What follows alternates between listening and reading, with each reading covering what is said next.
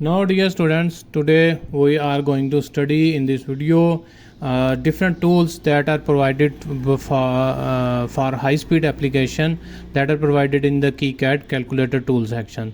The first tool that is provided is the wavelength. The next we have the RF attenuator, and then we have the transmission line tools. The first thing is the wavelength. This is the wavelength tool. As you can see that we can add a frequency. Against that we will get period, wavelength in vacuum, wavelength in medium, speed in medium, relative permittivity. You can also select from this the relative permittivity based on the material in which you are going to design your PCB for high speed application. Let's say if I change this from 50 to gigahertz, or I can write over here, let's say 5 gigahertz, or I can say 200 gigahertz, 50, 500. You can see that the KiCad calculator tool is calculating different parameters against the frequency. So wavelength tool will help you to calculate these period, wavelength, and these all parameters against the frequency. The next tool we have in high speed section is the RF attenuator. It is very important tool when you are going to design the applications for RF communication or the wireless communication or the PCBs that have high speed signals. So there are four types of attenuator. The first one is the pi, the second is the T type, the third is the bridge T, then we have the resistive splitter. These are four types of attenuator. So different types of attenuator, if you click on the pi type, in the formula section you can get the different parameters, what they are actually, and the formula to calculate the value of all the resistors that are used for attenuation. Like over here it says if you want an attenuation of 6 dB and you want to get a 50 ohm input resistance and 50 ohm output resistance, when you click on calculate you will get the value of R1, R2, R3.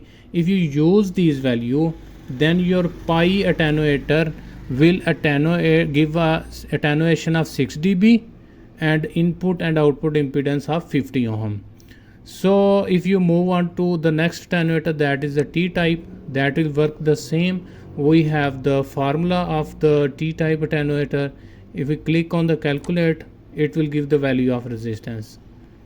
Similarly, if we are going to use a bridge T type attenuator, and it only says that it has an if you want to attenuate 6 dB and requires an output impedance of 50 ohm, when you click on the calculate, it will give you the value of R1 and R2.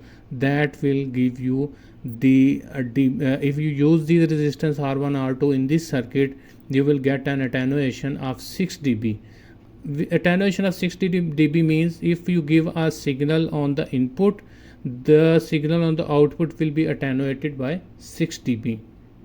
Similarly, if you have a resistive splitter, the resistive splitter circuit is like this, and if you want to get a 6 dB attenuation, if you click on the calculate, you will have to use this value of resistor to get the 6 dB attenuation. So these are different types of the attenuator. Against those attenuators you can calculate the value of resistance required to get the desired attenuation. The next tool in high speed section is the transmission line tool. It's very important tool for designing the tracks on the PCB. The first one is the microstrip line. You can see in this there are two types of the parameter, like the substrate parameters and the physical parameters, and over here you can also see the component parameters, and the results are over here.